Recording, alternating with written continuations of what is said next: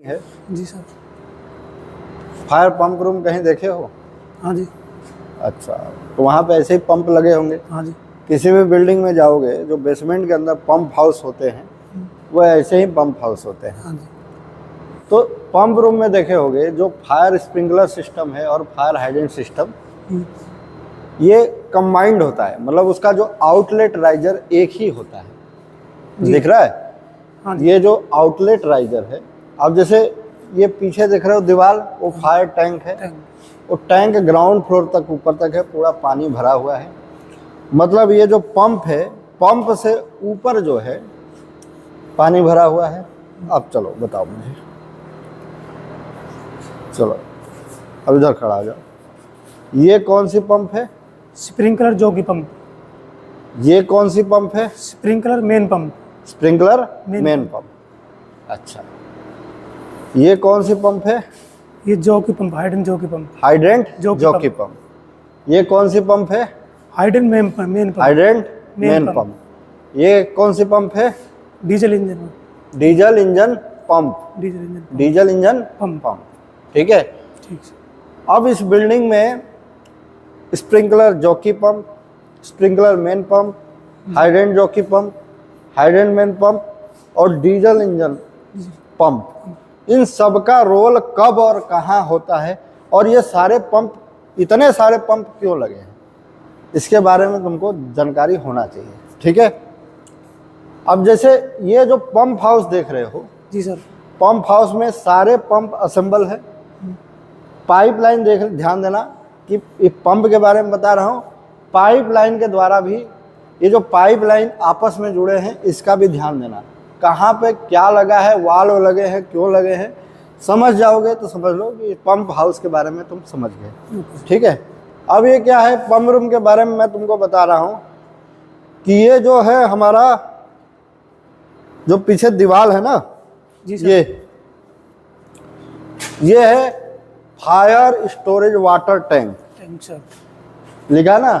जी sir. Fire water tank, fire water tank number 1। अब तुमको मैं यहां से दिखा रहा हूं। Fire water tank number 1, fire water tank number 2। ठीक है। अब इन दोनों का मतलब क्या है कि इस पे लिखा है tank number 1 capacity 100 KL। 100 KL, KL का मतलब होता है, KL का किलो लीटर, KL का मतलब किलो लीटर होता है। इसका मतलब है एक KL में, एक KL में 1000 लीटर पानी आता है। कितना आता है? 1 KL में 1000 लीटर पानी आता है। तो 100 KL का मतलब हो गया 1000 गुणा 100, मतलब 1 लाख लीटर पानी एक टैंक के अंदर स्टोरेज है। समझ में आ रहा भाई? जी सर।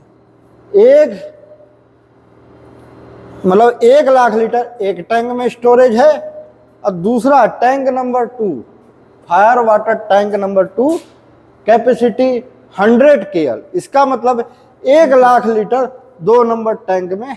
अब ये दोनों टैंक जो है अलग अलग क्यों है इसके बारे में भी मैं बता रहा हूं। 2 टैंक है, इसको एक ही टैंक 2 लाख लीटर का बनाया जा सकता है, लेकिन ये दोनों अलग अलग क्यों हैं? ये इसलिए अलग अलग है ताकि मेंटेनेंस के दौरान, जैसे टैंक जब हम इसके अंदर पानी भरते हैं हमेशा फुल रहता है, लेकिन साल में एक बार हम इसका मेंटेनेंस करते हैं। मेंटेनेंस मतलब इसकी सफाई करती है, टैंक के अंदर कुछ कचड़े हैं उसको साफ करते हैं, टैंक की भी सफाई होती है, इसका मेंटेनेंस होता है। ठीक है। तो उस दौरान पूरे टैंक को खाली करके अगर हम मेंटेनेंस करेंगे उस दौरान आग लग सकती है। ठीक है, आग लग सकती है। इसलिए 1 lakh litre plus 1 lakh litre अगर हम एक का मेंटेनेंस करेंगे तो उस दौरान दूसरा टैंक में भी पानी अवेलेबल रहेगा। मतलब हम एक का मेंटेनेंस कर रहे हैं, दूसरा उस टाइम जरूरत पड़ने पे, इमरजेंसी पड़ने पे 1 लाख लीटर हमारे पास बैकअप में पानी है। इसलिए दोनों टैंक अलग अलग है। अब ये टैंक क्या होता है, टैंक किस लिए बना है? Fire water tank. ये जो पानी से का इस्तेमाल हम आग बुझाने के लिए करेंगे। किसके लिए करेंगे? ये जो बिल्डिंग है, बहुत बड़ी बिल्डिंग है, बिल्डिंग के अंदर कहीं भी फ्लोर पे आग लग जाती है तो इसी का पानी का इस्तेमाल, ये बैकअप में होता है हमेशा पानी, इस पानी का इस्तेमाल हम आग बुझाने के लिए करते हैं। ठीक है, जी सर। अब इसके अंदर पानी आता कहाँ से है, इसके अंदर पानी आता कहाँ से है? तो आप आगे देख रहे हो बहुत सारे टैंक लगे हुए हैं। ठीक है, जो बिल्डिंग के इंटरनल इस्तेमाल के लिए यूज होते हैं, बाथरूम के लिए, टॉयलेट के लिए और किसी काम के लिए टैंक में पानी चाहिए। भाई बिल्डिंग चलना है तो बगैर पानी तो नहीं चलेगा ना, उसको चाहिए। उसी में इमरजेंसी टैंक है आग बुझाने के लिए। तो सबसे पहले ये जरूरी है, इसको पानी हमेशा होना चाहिए। तो कोई भी नगर निगम द्वारा पानी आता है, कोई भी नगर निगम द्वारा पानी आता है या फिर किसी बोरवेल द्वारा, बोरिंग के द्वारा पानी आता है, तो सबसे पहले टैंक नंबर 2 में, इस फायर टैंक में पानी गिरता है। कहाँ गिरता है? फायर टैंक में। फायर टैंक में पानी गिरता है। ये पानी हमेशा फुल रहता है। किस लिए रहता है? कि इसके अंदर पानी पहले गिरेगा, उसके बाद आगे जो बाथरूम टॉयलेट के लिए इस्तेमाल होता है टैंक, डोमेस्टिक टैंक जो भी टैंक है, उसमें इसके बाद उसमें ओवरफ्लो होके जाएगा, मतलब पानी भर जाएगा, उसको ऊपर से जाएगा। अब ये चीज समझ में आ रहा है कि नहीं? इसलिए ये पानी हमेशा भरा रहता है।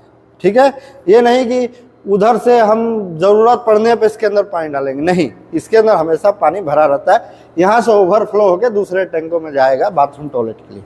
ठीक है, ठीक है।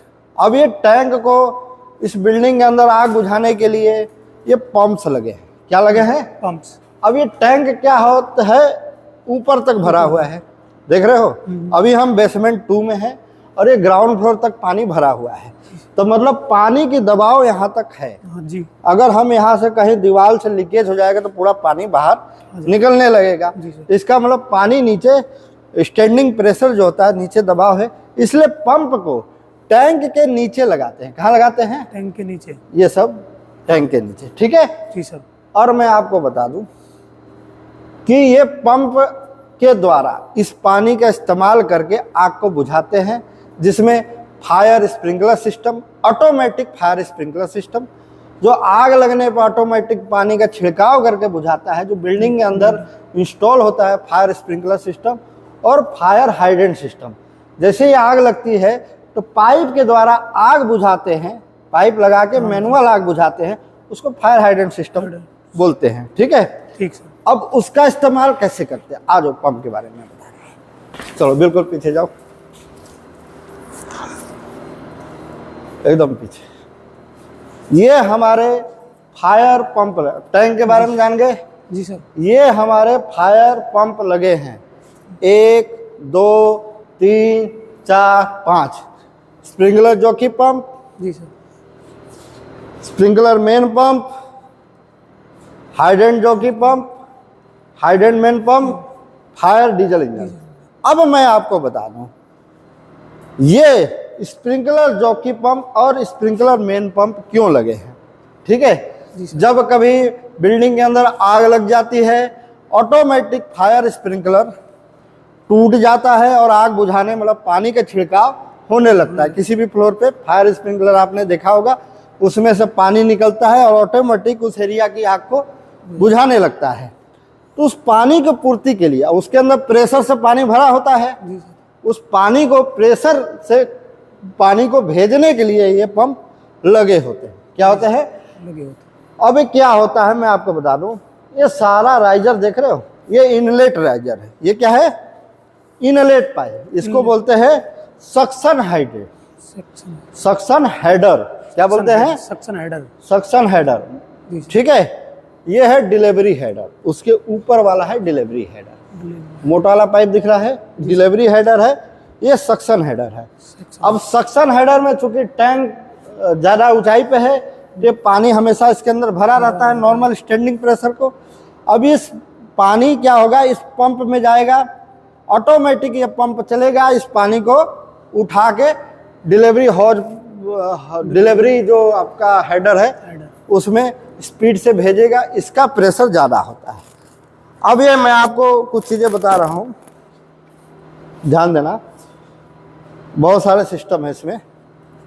ये जो सक्शन हेडर है, ठीक है, और ये पंप है, आउटलेट हेडर है। ये नहीं कि जब आग लगती है, अब देख रहे हो यहाँ पे प्रेशर गेज है, ये क्या है? प्रेशर। प्रेशर गेज है। इसमें दिखा रहा है 9 kg। कितना प्रेशर दिखा रहा है?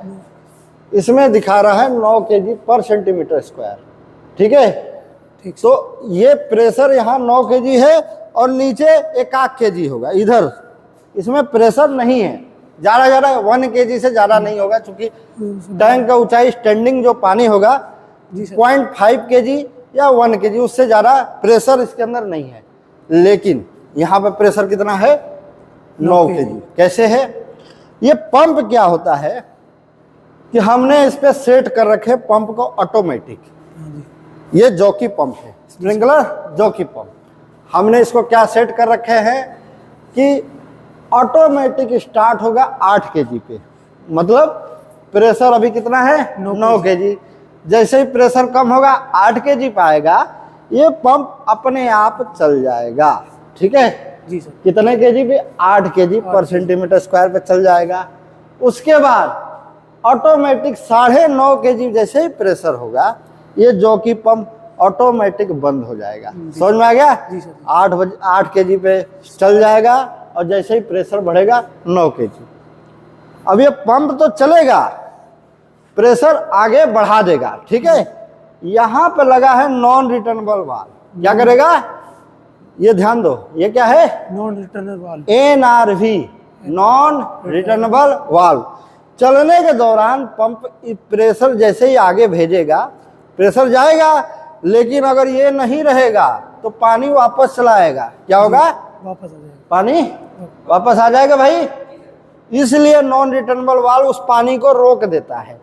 इसका काम है, पानी ऊपर जा सकता है लेकिन पानी वापस आ नहीं सकता, नहीं आ सकता है। तो पंप जैसे ही चला, पानी तो ऊपर गया इस प्रेशर में, लेकिन वापस नहीं आया। तो इसका नाम है नॉन रिटर्नेबल वाल्व। ठीक है, ये ऑटोमेटिक खुल जाता है चलते टाइम, और जैसे ही पंप बंद होता है, पानी का इसके ऊपर दबाव आता है, ऑटोमेटिक बंद हो जाता है। नॉन रिटर्नेबल वाल्व, पानी जाएगा लेकिन रिटर्न नहीं आएगा। अब इसके आगे ये एक वाल्व लगा है। क्या है? वाल्व है, ये वाल्व है और ये वाल्व है। ये क्या है? 2 वाल्व है। इसको वाल्व है, बटरफ्लाई वाल्व है। क्या है? बटरफ्लाई। इसको इसलिए लगा है ताकि इसमें कोई खराबी आ गया, कोई दिक्कत आ गया, हमें इसको खोल के रिपेयर करना है, उस दौरान इस वाल्व को बंद करके हम इसमें कुछ काम कर सके। समझ में आ गया? जी सर। इसका रोल दोनों वाल्व का जब ही है जब हमें इसमें कोई काम करना है, कोई लीकेज ठीक करनी है, कोई मेंटेनेंस का काम करना है। समझ में आ रहा है भाई? जी सर। उस दौरान इन दोनों को वाल्व को बंद करके हम काम करेंगे। समझ में आ गया? जी सर। नहीं तो हमेशा ये वाल्व खुला रहेगा। ठीक है जी सर। अब मैं आपको बता दूं ये ऑटोमेटिक चलता कैसे है। जी सर। ये पंप ऑटोमेटिक चलता कैसे है भाई? तो ये देख रहे हो आप, नजदीक आ जाओ, इधर आओ। ये है प्रेशर स्विच। क्या है? Pressure switch. ये प्रेशर स्विच है। स्प्रिंकलर जॉकी पंप इस पे लिखा है, ये दूसरे पंप का है, तो मैं प्रेशर स्विच के बारे में बता रहा हूँ।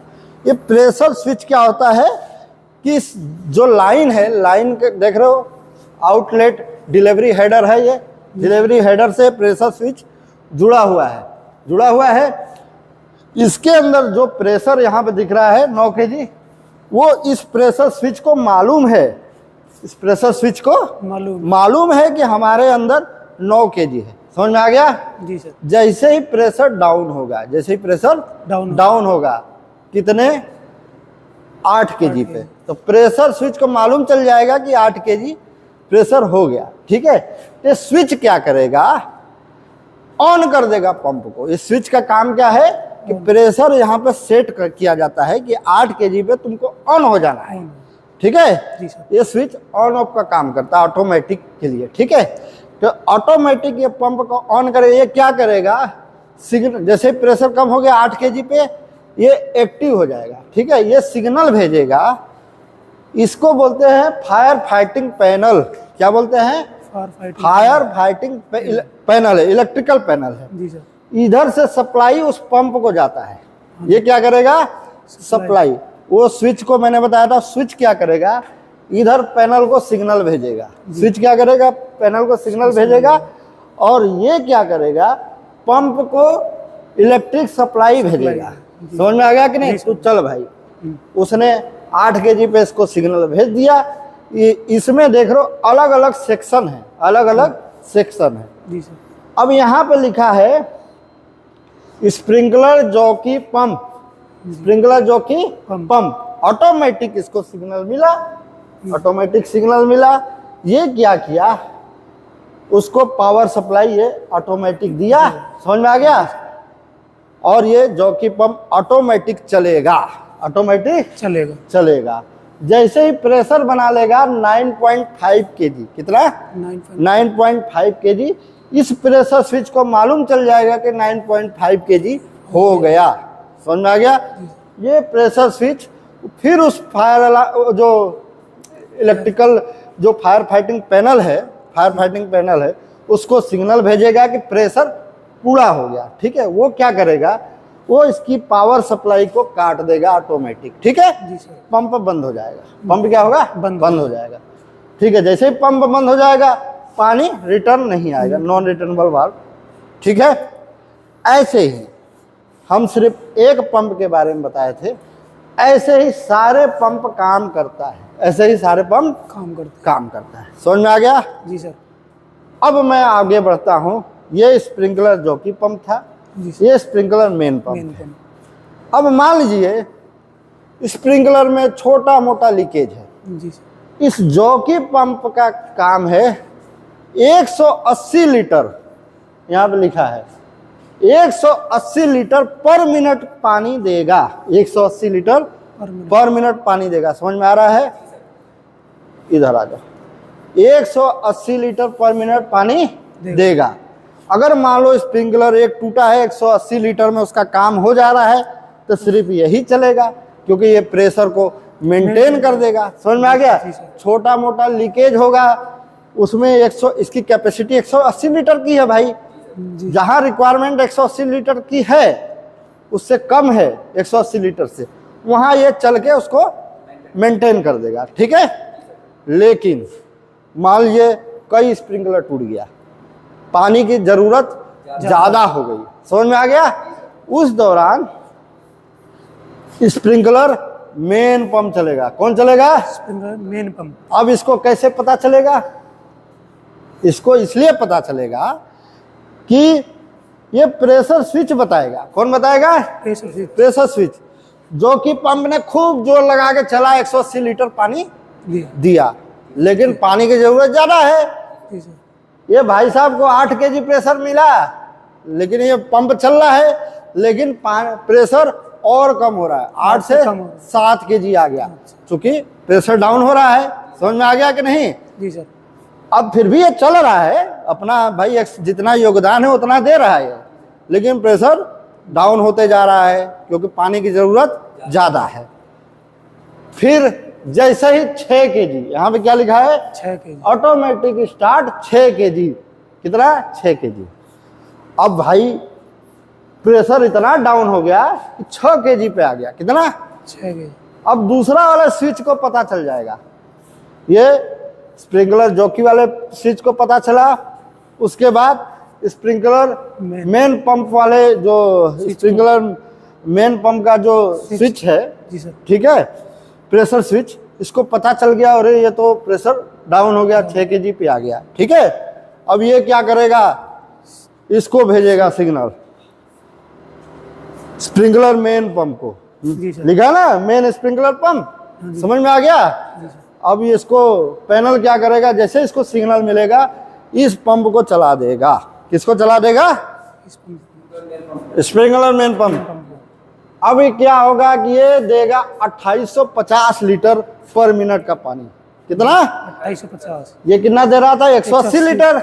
थोड़ा पानी, लेकिन जहां ज्यादा जरूरत है ये चल जाएगा। अब देगा इतना ज्यादा पानी देगा, ठीक है, 2850 लीटर पर मिनट के हिसाब से, कि प्रेशर एकदम तेजी से बढ़ेगा ठीक है। हालांकि यहाँ पे लिखा है ऑटोमेटिक स्टॉप 9.5 kg। क्या लिखा है? क्योंकि इसके अंदर फैसिलिटी है कि 9.5 kg पे ऑटोमेटिक ये बंद हो जाएगा। जी सर। लेकिन कई जगह और अब नए जो बिल्डिंग बन रहे हैं, ठीक है, जी सर। ऑटोमेटिक बंद होने का कोई प्रोविजन नहीं होता है। समझ में आ गया कि नहीं? एक बार ऑटोमेटिक चल गया तो चलता रहेगा, क्योंकि भाई ये तभी चलता है, इसका मतलब पानी की रिक्वायरमेंट ज्यादा है। जी सर। तो जो फायर फाइटर होता है उसको पता चल जाता है कि भाई पानी कहीं रिक्वायरमेंट ज्यादा है, तो ये ऑटोमेटिक तो चल जाता है, लेकिन ये चलता रहेगा, लेकिन ऑटोमेटिक बंद नहीं होगा जब तक आप आके पैनल द्वारा, फायर फाइटिंग पैनल द्वारा बंद नहीं करोगे इसको। समझ में आ गया? जी सर। तो ये चीज समझ में आ गया। जॉकी पंप कैसे चला, ज्यादा पानी की जरूरत पड़ा तो स्प्रिंकलर मेन पंप चल गया। समझ में आ गया भाई? जी सर। अच्छा, एक चीज और मैं बता दूं। अब यहां पे देखो, मैं आपको एक सरप्राइज बता रहा हूं। Sprinkler jockey pump, sprinkler main pump, अभी मैंने बताया कि ये चलने के बाद कौन सा चलेगा? Main pump. Main sprinkler pump अगर बीच में, लेकिन ऐसी भी बात नहीं है, उससे पहले एक पंप और चलेगा। अब ये देख रहे हो, जैसे नॉन रिटर्नेबल वाल्व बताया था मैंने आपको, जी सर। ये डिस्चार्ज हेडर है। कौन सा है? Discharge header. अब इधर देख रहे हो आगे और भी पंप लगे हैं। ये कौन सी पंप लगे हैं? आगे लगे हैं ना, हेडर पंप। बीच में लगा है दो वाल्व, एक लगा है मेंटेनेंस वाल्व। ठीक है, जरूरत पड़ने पे इसको बंद करके हम मेंटेनेंस का काम करते हैं, डिवाइडिंग। ठीक है, एक लगा है नॉन रिटर्नेबल वाल्व। क्या लगा है? Non returnable valve. हाँ, जैसे मैंने बताया था ना, सभी पंपों में नॉन रिटर्नेबल वाल्व लगे होते हैं। जी सर। लगे होते हैं, वैसे यहाँ भी। अब यहाँ नॉन रिटर्नेबल वाल्व की क्या जरूरत है? तो इस नॉन रिटर्नेबल वाल्व के इस साइड जो है हाइड्रेंट सिस्टम का पार्ट है। किसका है? Hydrant system. हाइड्रेंट सिस्टम का पार्ट है, फायर हाइड्रेंट सिस्टम। और नॉन रिटर्नेबल के इस साइड जो है फायर स्प्रिंकलर सिस्टम का पार्ट है। समझ में आ रहा है? जी सर। अब यहां से क्या होगा कि जैसे इधर पानी की जरूरत पड़ेगी, प्रेशर डाउन होगा, ठीक है, जो कि पंप चल जाएगा। लेकिन अब इधर पानी डाउन हो रहा है, तो नॉन रिटर्नेबल वाल्व में हाइड्रेंट सिस्टम से भी पानी आना स्टार्ट हो जाएगा। हाइड्रेंट सिस्टम से पानी स्टार्ट। अब नॉन रिटर्नेबल वाल्व की कहानी मैं बता रहा हूं कि स्प्रिंकलर सिस्टम से पानी जो है हाइड्रेंट सिस्टम में नहीं जा सकता। ये चीज ध्यान रखना है। स्प्रिंकलर सिस्टम का पानी जो है हाइड्रेंट सिस्टम में नहीं जा सकता, लेकिन हाइड्रेंट सिस्टम का पानी स्प्रिंकलर सिस्टम में आ सकता है। इसलिए नॉन रिटर्नेबल वाल्व मैंने बताया था, पानी जा सकता है लेकिन आ नहीं सकता। तो हाइड्रेंट सिस्टम का पानी स्प्रिंकलर सिस्टम में जा सकता है, लेकिन स्प्रिंकलर सिस्टम का पानी हाइड्रेंट सिस्टम में नहीं जा सकता है। ये चीज समझ में आ गई आपको? जी सर। अब मैं आपको और चीज बताऊं, ध्यान से देखना, ठीक है। अब ये जैसे ही हमारा जॉकी पंप बंद हो गया, तो हाइड्रेंट सिस्टम वाला जॉकी चल जाएगा। क्यों चल जाएगा? क्योंकि स्प्रिंकलर सिस्टम वाले को पानी की जरूरत है।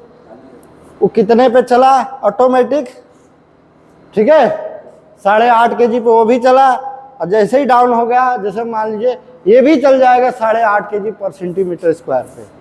Hydrant jockey pump, sprinkler system में पानी की जरूरत पड़ेगा। समझ में आ गया कि नहीं? तो मैं बता दूं, इस हिसाब से जो जो प्रेशर सेट है, इस सारे हाइड्रेंट सिस्टम के पंप चल जाएंगे स्प्रिंकलर सिस्टम की मदद के लिए। समझ में आ गया कि नहीं? सबकी कैपेसिटी अलग अलग है। ये अपना योगदान देगा 180 लीटर हाइड्रेंट जॉकी पंप, ये अपना योगदान देगा 2850 लीटर। समझ में आ गया? जी सर। तो स्प्रिंकलर सिस्टम के मदद के लिए सिर्फ यही पंप नहीं है। स्प्रिंकलर सिस्टम सिर्फ अपने 2 पंप के सहारे नहीं है, इनको हाइड्रेंट वाले पंप भी पानी भेजेंगे। समझ में आ गया कि नहीं? जी सर। मान लीजिए पावर सप्लाई कट गई, आग लग गई, बिजली चली गई। हालांकि ये जो फायर फाइटिंग पंप लगा है, डीजल जनरेटर जो होता है बिल्डिंग के लिए, उसका डायरेक्ट सप्लाई आया होता है कि बिल्डिंग के बिजली चली जाए तब भी, बिल्डिंग की बिजली चली जाए तब भी इसको पावर सप्लाई देने के लिए प्रोविजन होता है। फिर भी मान लो उसी बिजली घर में आग लग गई, या फिर कोई दिक्कत के कारण बिजली चली गई, समझ में आ गया, बिजली चली गई, सब कुछ होने के बावजूद भी, तब ये चलता है फायर डीजल इंजन पंप। कौन सा? Fire diesel engine pump. ठीक है। जैसे ही पानी की जरूरत होगा, बिजली चली गई, प्रेशर डाउन होने लगा, प्रेशर इतना डाउन होगा कि यहाँ पे लिखा है 5 kg पर सेंटीमीटर स्क्वायर पे स्टार्ट होगा। कितने पे? 5 kg पर सेंटीमीटर स्क्वायर पे fire diesel engine automatic start हो जाएगा और चलता रहेगा जब तक आप आगे बंद नहीं करोगे। समझ में आ गया कि नहीं? इसकी कैपेसिटी है 2850 लीटर पर मिनट, मतलब 2850 लीटर पर मिनट की पानी फायर डीजल इंजन देगा। ठीक है, तो इसका महत्व समझ में आ गया। फायर डीजल इंजन किस लिए लगा होता है? कि सारा पावर सप्लाई कटने के बावजूद बाद ये चलेगा। समझ में आ गया? इसलिए इसको सबसे कम प्रेशर पे रखा है कि तुम लास्ट में चलोगे जब पावर सप्लाई कट जाए तो ऑटोमेटिक पावर प्रेशर कम होगा। अब इसको सिग्नल सेम, वहां पे देख रहे हो प्रेशर स्विच लगा है, क्या लगा है? Pressure switch. प्रेशर स्विच क्या करेगा? इस फायर फाइटिंग पैनल को सिग्नल देगा। ठीक है, फायर फाइटिंग पैनल को सिग्नल देगा। फायर डीजी पंप लिखा है, फायर डीजल इंजन पंप लिखा होना चाहिए, इसको सिग्नल देगा। अब इस पैनल का काम क्या है? फायर वहां से सिग्नल लेके डीजल इंजन को ऑटोमेटिक स्टार्ट कर देना जैसे ही 5 kg प्रेशर से कम हुआ। ठीक है, और इसके अंदर एक चार्जर व्यवस्था होता है। क्या होता है? चार्जर व्यवस्था होता है जो उस बैटरी को चार्ज भी करेगा। जो फायर डीजल इंजन का बैटरी होता है जिससे सेल्फ स्टार्ट होता है, ये उसको चार्ज करके रखेगा। वहां से इसका वायर जुड़ा हुआ है। समझ में आ गया कि नहीं? और आग लगने पे जैसे ही ऑटोमेटिक स्टार्ट होगा, ये हूटर भी जलने लगेगा। ये दिख रहा है, इसका हूटर भी बजने लगेगा। ठीक है, ये चीज समझ में आ गया फायर डीजल इंजन का महत्व। अब मैं बात करूंगा फायर स्प्रिंकलर सिस्टम के बारे में। समझ में आ गया? जी सर। अच्छा, इसमें लास्ट ऑप्शन एक और रहता है, मैं आपको बताऊंगा कि ओवरहेड टैंक होता है। क्या होता है? ओवरहेड टैंक होता है टेरिस पे। समझ में आ गया? उसमें 20,000 लीटर का एक छत पे टैंक होता है। कितने लीटर का? 20,000 लीटर का टैंक। मान लीजिए बाई चांस सारे पंप फेल हो गए, सारे पंप फेल हो गए, फायर डीजल इंजन भी फेल हो गया, तो वहां पे नॉन रिटर्न, ये जो लाइन गया है ना, जो स्प्रिंकलर लाइन के लिए, आग बुझाने के लिए पाइप लाइन गया होता है ऊपर तक, जो सारे स्प्रिंकलर से जुड़े होते हैं, उस टैंक से भी जुड़ा होता है। किससे? उस टैंक से। और टैंक में लगा होता है नॉन रिटर्नेबल वाल्व। क्या लगा होता है? हाँ, मतलब वो पानी आ सकता है लेकिन जा नहीं सकता है। तो नॉर्मल कंडीशन में इसलिए नहीं आता क्योंकि इसका प्रेशर ज्यादा होता है। क्या होता है? प्रेशर ज्यादा होता है, उधर से प्रेशर ज्यादा होता है, इसलिए ये पानी क्या होता है, टैंक पूरा भरा होता है, दूसरे बाहरी पंप के मदद से उस टैंक को भर के रखते हैं। जब कभी आग लग गई, सारे पंप फेल हो गए, इधर का प्रेशर डाउन हो गया, तो ओवरहेड टैंक जो 20,000 लीटर टैंक है टेरिस पे, क्योंकि सबसे ऊंचाई पे होने के कारण वो सबको नॉर्मल प्रेशर देगा 20,000 लीटर। समझ में आ गया कि नहीं? वो अपना काम करेगा, ऑटोमेटिक ग्रेविटी प्रेशर से पानी नीचे की तरफ आएगा। समझ में आ गया? तो आग बुझाने के लिए पानी का सोर्स कहाँ से मिला? कि इस इंटरनल फायर टैंक से, जो पंप के द्वारा मदद से आग को बुझाया गया, और मान लीजिए ये सारा सिस्टम खत्म हो गया, तब ऊपर ओवरहेड टैंक का काम आया। तभी आपको समझ में आ गया फायर स्प्रिंकलर पंप के बारे में। अब हम आते हैं फायर हाइड्रेंट पंप के बारे में। किसमें आते हैं? Fire hydrant pump. मान लीजिए एक हाइड्रेंट खोलते हो आग बुझाने के लिए, एक हाइड्रेंट खोलते हो आग बुझाने के लिए, तो उसकी कैपेसिटी होता है लगभग 800-900 लीटर पर मिनट की। कितनी? 800-900 लीटर पर मिनट उसको चाहिए आग बुझाने के लिए। समझ में आ गया कि नहीं? फायर हाइड्रेंट की बात कर रहा हूं। ठीक है, तो ये जॉकी पंप कितना देता है? 180 लीटर। कितना है? 180 लीटर में काम नहीं चलेगा। समझ में आ गया? ये सिर्फ जॉकी पंप इसलिए होता है कि कहीं से हल्का फुल्का लीकेज हुआ, छोटा मोटा, आप हाइड्रेंट को खोल के पानी को टेस्ट कर रहे हो, ठीक है, कहीं कोई पानी की जो जैसे फायर हॉजरील खोल दिए, हाइडेंट से जुड़ा होता है फायर हॉजरील, उसका इस्तेमाल कीजिए तो उसमें कम पानी की ज़रूरत होता है।